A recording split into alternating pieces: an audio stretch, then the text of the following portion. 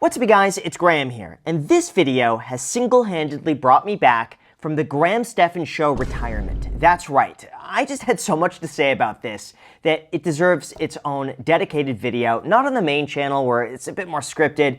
This one I just want to speak honestly off the cuff because this stirred up quite a controversy. It's titled, "A House is Not a Good Investment" by this YouTuber, Kara Nicole. I'd highly recommend her channel, by the way, down below in the description because she has a lot to say about this that I actually tend to agree with. So with that said, make sure to hit the like button, subscribe, welcome back to the channel. Also, big thank you to Function Health for sponsoring this video, but more on that later. Let's begin. Hot take, but a house is an awful investment. I would go as far as to say it is not an investment at all, and that we need to stop seeing home ownership as an investing money move, because ultimately that is just not what it is. See, here's the thing. This completely goes against this mainstream narrative that buying a house is going to be the best investment you'll ever make, and most people make all of their money from buying a house. And the thing is, it's like, even though that has been the case for the last 50 years, we are at a point now where you start looking at whether or not you're actually going to make money in your home. And over the last few years, I've seen so many Reddit threads, so many Twitter posts about people losing money on their house that they bought a few years ago. Like, these are people who bought a house in 2022 or 2023, and now they're trying to sell it and realizing, like, wait a second, I can't sell it without writing a check out of my own pocket for $100,000 to cover the difference because I have lost money on this thing. And that's something that people just aren't used to, like it was in the past, where you could buy a house, maybe you overpaid for it, but then the worst case scenario is that you could just go and rent it out and you make some of your money back. Everything's fine, and you wait for the market to appreciate and you sell. These days, though, people are buying these houses and they say, if I rent it out, I'm losing $1,500 a month. If I sell it, I gotta write a check for $50,000.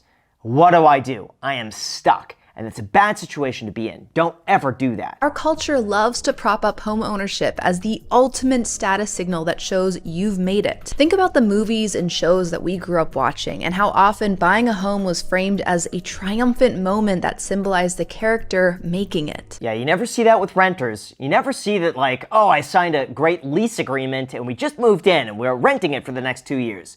No one ever congratulates that. They're like, oh man, are you sure? You're just throwing money away. Meanwhile, the person who says you're throwing money away has an 8% mortgage, pays 2% in property tax, and their insurance just jacked up by 3 times. You know, who's really getting ripped off here? I'm truly in the mindset now that renting is making way more sense than it ever has in the past, and that more people should consider renting their home if they have the option to save a lot of money by doing so. With that, let's talk about how a house is not actually a good investment, how home ownership compares to renting, and when is it truly the right time to buy a house. You know, it's funny, when I was growing up, it was college. College is the American dream. You go to college, get a good education, borrow $50,000 of student loan debt to go and fund your education for a job that pays you less than what you spent for the degree. Go and do that. And then people started to smarten up and they realized, wait a second, I don't need a college degree for this. Everyone has a college degree. Therefore, there's no competitiveness in the marketplace for me to have this degree too and spend $50,000 to do it. Or maybe I go to a community college, I save the money. My point being is that for a long time we were jammed with this, like, go to college, get a good education, then work hard, then you can buy a house.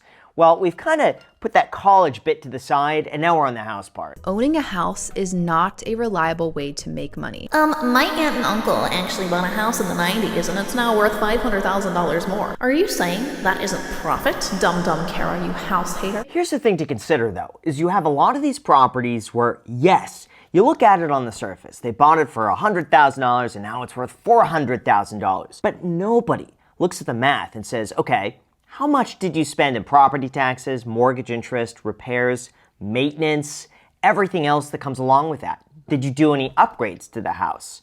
How much of that is just luck? How much of that is just lower interest rates have fueled a whole bunch of home buying growth, and now it's a trendy area to live in?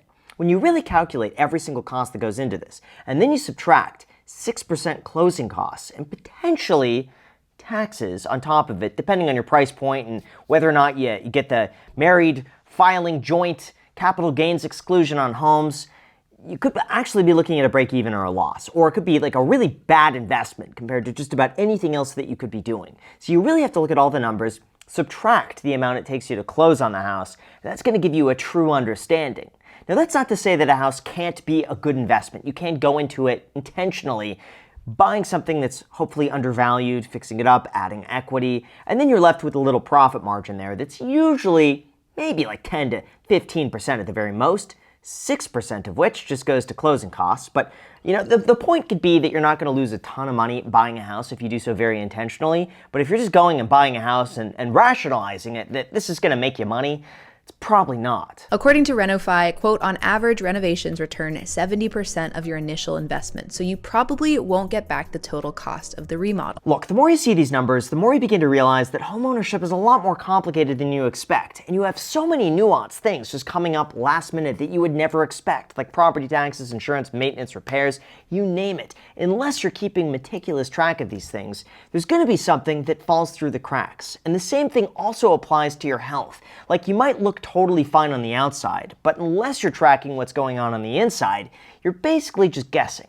That's why I partnered with today's sponsor, Function Health, because they're the only health platform that gives you access to the kind of data that most people never see, and the insights to actually take action. With Function, you could test over 100 biomarkers, everything from heart and hormones to toxins, inflammation, and stress. You could even access multi-region MRI and CT scans, all tracked in one secure place over time. It's like getting an enhanced view of what's going on behind the scenes that you otherwise wouldn't have been made aware of. That's why top health leaders like Dr. Mike Hyman, Dr. Andrew Huberman, and Dr. Jeremy London are all behind Function Health. And the best part is that this isn't just for athletes or biohackers. It's for anyone who wants to stop guessing and take ownership of their health. Lab visits are quick and convenient at more than 2,000 locations across the United States, and it's only $499 a year, which is $1.37 a day. If you tried to do all of this on your own, it could cost you over $10,000. And unlike most programs, Function does not push supplements or prescriptions. It's simply unbiased data to help you live healthier and longer. I'll be sharing my own results in a future video, so if you want to join me, the link is down below in the description, or you could use the QR code on the screen. Also, make sure to use the code GRAM100 at checkout,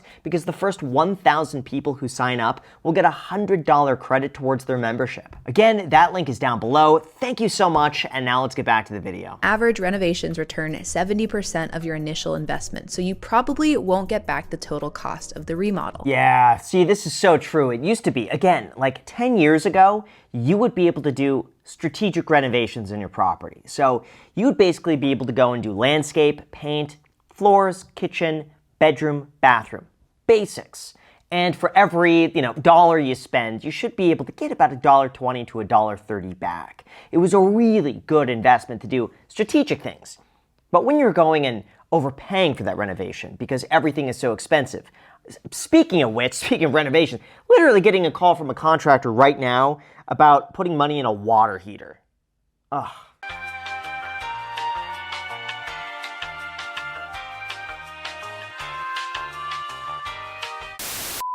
There we go, I'm back. That's the joys of owning a property. Even a rental, by the way, is just like things break. And there's been one property this year where I don't want to say I'd be lucky to break even on it, but my expenses have been so high this year that I'm basically going to be breaking even. I've spent so much money just fixing things that have broke. A tenant moved out, did a nice enough little fixer on it, but my gosh, it's never ending. And by the time the year is up, again, a break even would be successful. So there you go, literal proof, real time. So now let's continue. In the less than 2 weeks since we've closed on this house, we have paid $4,456.55. This is what I find so frustrating about the conversation around buying a house, because it's framed like the thing you do the second you're able to afford a down payment. Yeah, it's very true. I think it's just so glamorized and so just ingrained in people that to buy a house is just such a big accomplishment. But I'll tell you, as much as I love owning this house, the reality is I bought it 5 years ago for half the cost that it would be today at an interest rate of 2.875%. I probably wouldn't buy this house today at today's prices with today's interest rates. That's just the reality of it. I don't think this house is worth that cost. Yeah, it's worth half of its price at a 2.875% interest rate. I wouldn't buy it again today. We'll put it that way. And I'm looking at it more and more like, how nice would it be just to rent and have a landlord take care of everything for you? Where if something breaks, you give them a call, they send someone to fix it. The HOA gives you an assessment, they pay for it. The property taxes go up, they pay for it. The insurance doubles, they pay for it. I don't want to be on the hook anymore. I could justify it when I have so much equity in a house like this because its value has gone up so much and I'm locked into such a low payment.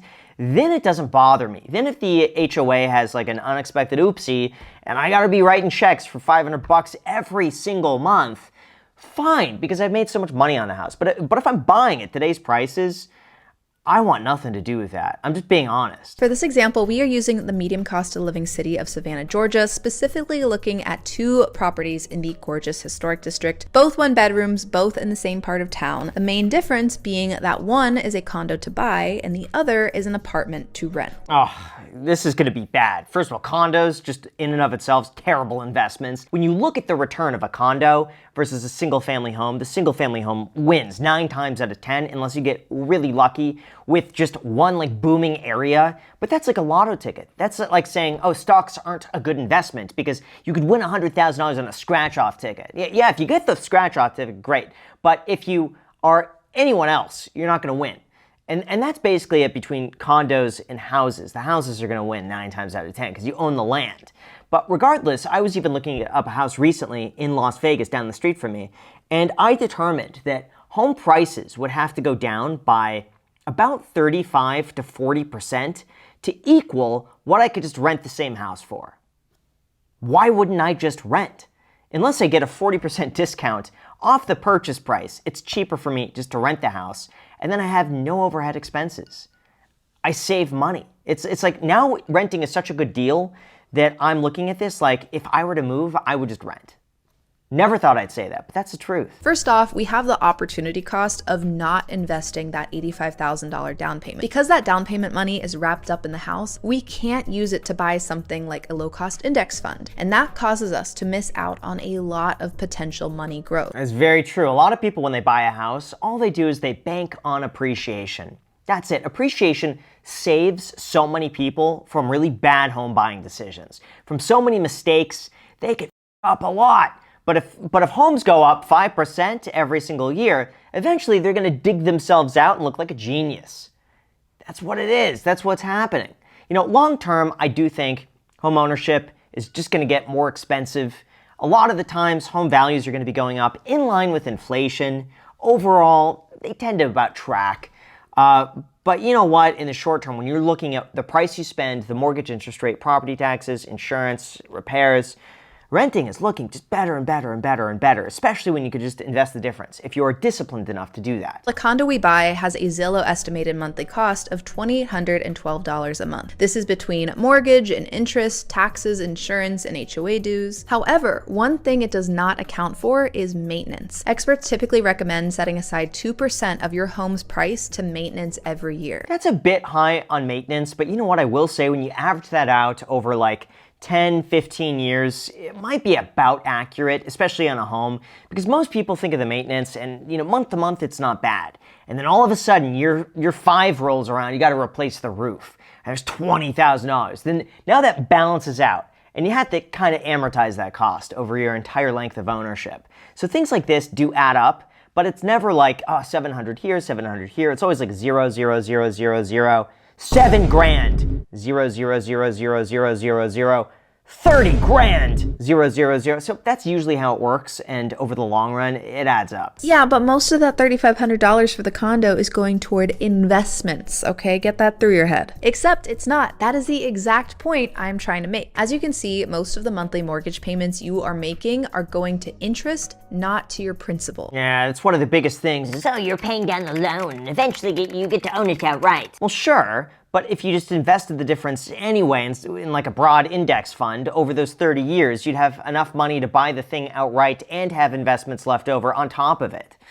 So that's the balance. Again, like things made so much sense when you could get like a 3.5% interest rate mortgage then I'm all for it because so much of your payment is going towards principal. You're paying down your loan way faster. And then the break even between buying and renting was like 1 to 3 years. Now it could be like 10 to 15 years just to break even. And meanwhile, you don't know if you're going to be in the house for that long. Most people only stay in their home for about 12 to 13 years before they sell it, which means for a lot of people, it would be cheaper for them to rent and then move after 13 years than buy and move after 13 years. If you rented instead, up front, you would have $100,000 from both the $85,000 down payment and the $15,000 in closing costs. You would also have your $1,500 a month extra to invest. You might say, oh, but inflation, that's going to impact those prices. And absolutely, but inflation will also increase the cost of owning a home. Yeah, ask me how I know. Everything is so much more expensive. If I get someone to the house for a repair,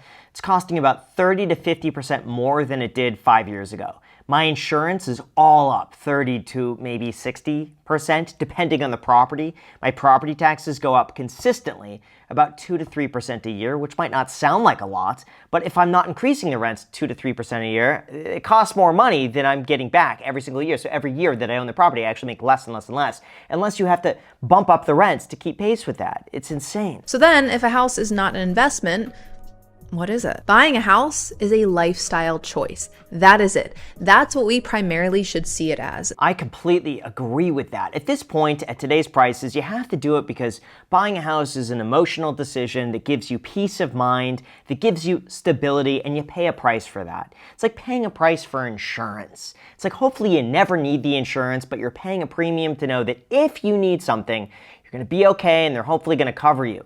Buying a house is the exact same thing. Hopefully a landlord never kicks you out and jacks up your rent to the moon and all of a sudden you got to move somewhere else and your whole life is disrupted.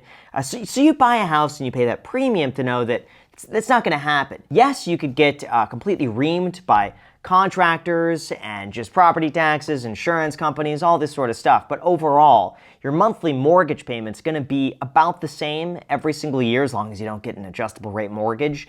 And that gives you stability. There's something nice and peaceful to know about owning a house. And the longer you own it for, the more likely it is to come out ahead of renting. So if you say, hey, this is where I want to live for the next 30 years, and I can afford the monthly payment, and I don't mind paying a little more up front to know that 30 years from now, I'm still going to be in the same spot, by all means, then I think buying makes a lot of sense. If you really want to put down roots and feel good about the stability, buy a house, 100%. But if you're looking at the financial component of it, and you don't mind being a little more flexible, it could save you a lot of money. So if you thought about buying a house recently, just be sure that you are really thinking it through and that you remember a house is not a good investment. Look, I'd highly recommend checking out her channel down below in the description. Go and subscribe to her because she gave me a great reason to come out of retirement, talk about a topic like this.